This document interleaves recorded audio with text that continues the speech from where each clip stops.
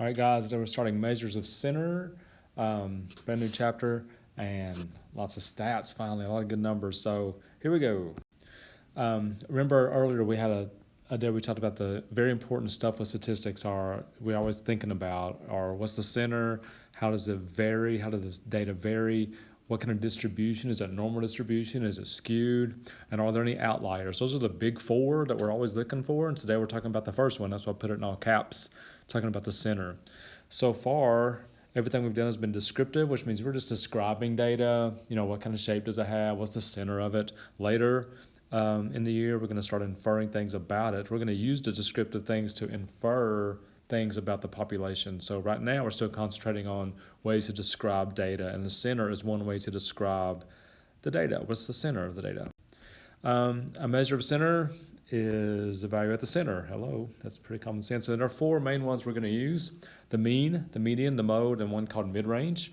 And we're going to go through each one of those separately. You should have heard of at least three of those before for sure. First one is mean. The mean, you should know what this is. Some people call it average. Do not call it average in class. And statisticians do not like the word average at all. We're going to use the word mean. The mean is found by adding all the data values and then dividing by how many values there are. Some notation here, you got to get familiar with this notation. When you see that symbol right there, that is a symbol epsilon, but it means sum. It's a summation symbol. It means you add all the x's, all the data values. The n on the bottom is how many data values there are. So x are the individual data values, n is how many data values there are. Add them up, divide by how many there are, you got your mean. Notation, you might want to stop this video and get these down. You need this notation. Again, this means the sum. When you see that, it means add them up, add the sum. The x is the individual data values. It's each data value. The small n is how many data values in the whole sample. And if it's a capital N, it's the number of data values in the whole population. Remember, population is the whole thing. We talked about that like the very first day of school. X bar is mean of the sample. And this little symbol right there, that's a Greek letter also. It's mu, spelled M-U. And the funny thing is, when you write it, it's kind of a combination of I didn't do a very good job there, kind of a combination of a cursive M and U put together. So it's mu. All right, but it's the mean of the population. Need to keep those two straight, especially X bar sample, mu mean of the population. All right, really important properties of the mean. These are so important. Sample means, when you draw a bunch of them from the same population, they don't vary that much. A lot of the sample means are almost exactly the same as the population mean. And that's going to be very important later in the year. But when you draw samples from the population, they don't vary. The sample means they won't be the same, but they won't vary a whole lot usually. The mean of a data set uses every single data value. That's important. One big disadvantage, there's really two, but one big one is that one outlier can really mess up your mean. I'll put substantially. Think about your grades. What happens if you get one bad test score? Think about what happens to your mean, your grade mean, or your average. It really suffers. Or one good one can do the opposite effect. It may not be the best measure with a small data set. If all you have is just a very, very few numbers and they're spread way apart, especially, then it's not necessarily a great thing to use. All right, I went back to chocolate chips here. It's been a while. It says find the mean of the sample of 5 chocolate chip cookies. And they had 22, 22, 26, 24, 23. Now that's a sample, so I'm using X bar. And here's our formula. Sum of the X's over how many there were. Did that, got 23.4. All you do. You've done means for a long time. Median is next. The median is actually the middle value of the data when it's arranged in order. You must arrange in order first before you find the median. Only two properties here. One good thing about the median is it does not change by large amounts when you put outliers with it. Like the middle's still the middle. You know, you could make a very low score, very high score, whatever, but the middle's still the middle. That doesn't change just because there's an outlier or two. The median does not use every data value though. Like the mean uses every bit of the data, the median does not. So that's a minor disadvantage to the median. Find the median of chips here. The first one, first of all, you can't do it until you put them in order. So I'm going to go through first, put these numbers in order like that. And it's always the middle. The middle is 23, so the median of that is 23. Now, then I put, what if it was this data? No, it's already in order, but the middle is actually here. I'm not kidding you. One time I was teaching a class and we had commas in between the numbers, and I asked what the median was, and somebody actually circled the comma and said the comma was a median. That really happened. So what you do if that does happen though is you take the two numbers in the middle, you find the mean of those two, or what is halfway between the two. In this case, it'd be 23.5.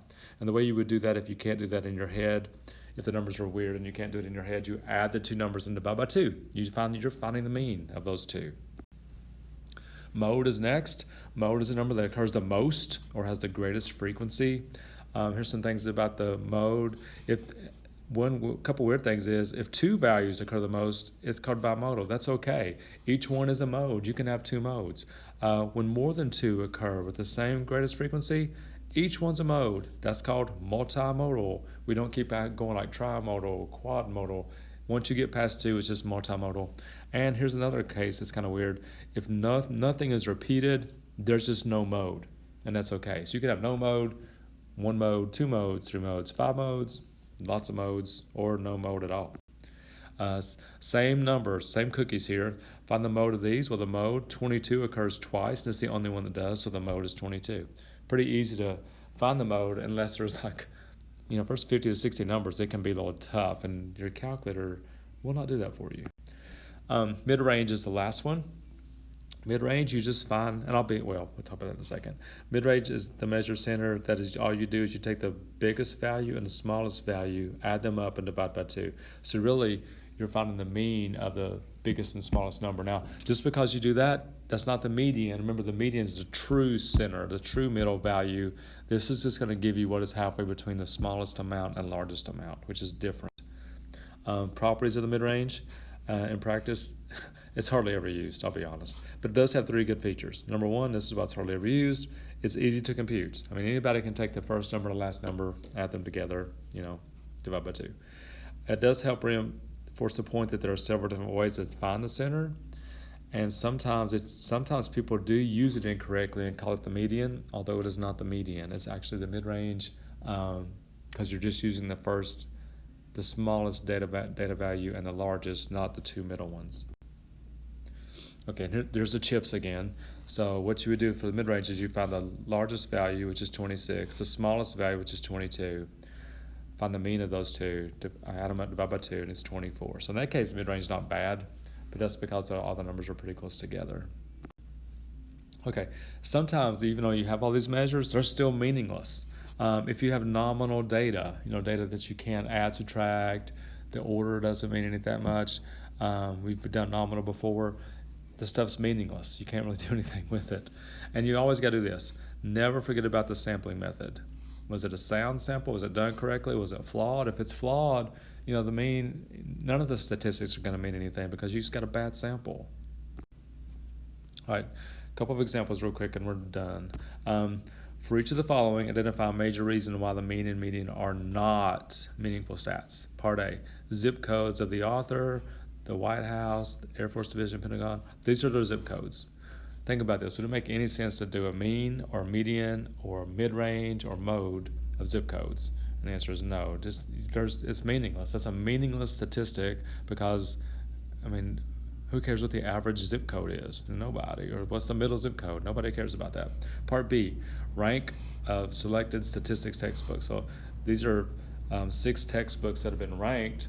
So if you were to find the average, still, what's an average rank? What does that even tell you? Let's say the average rank of a statistics textbook is, I don't know how would you do that? Let's say you rank 10 textbooks, 1 through 10, and then you found the average. Well, the average is going to be 5 because that's the middle. All right, but that doesn't tell you anything. And the last one, part C, numbers on the jerseys of the starting offense for the New Orleans Saints when they won this last Super Bowl.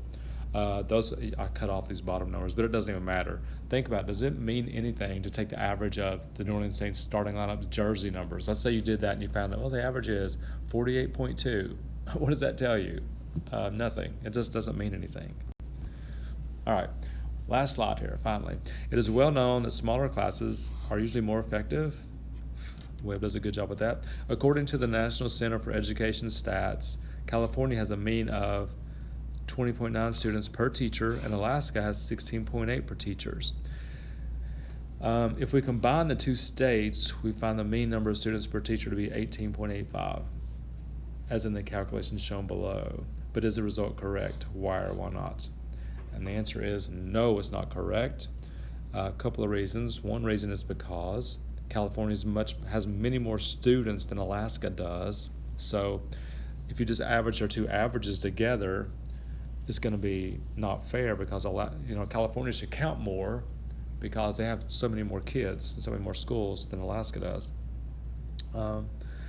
Also, so one sentence is this: beware of averaging averages. When you get averages and try to average averages together, golly, I can't believe I just said that. It can be dangerous, to be careful there. Also, it should be weighted. Obviously, California should be weighted more heavily because they have so many more schools and kids. So, hope that makes some sense today. We'll work on measures of center, numbers, yes, in class tomorrow. See you there. Look forward to it.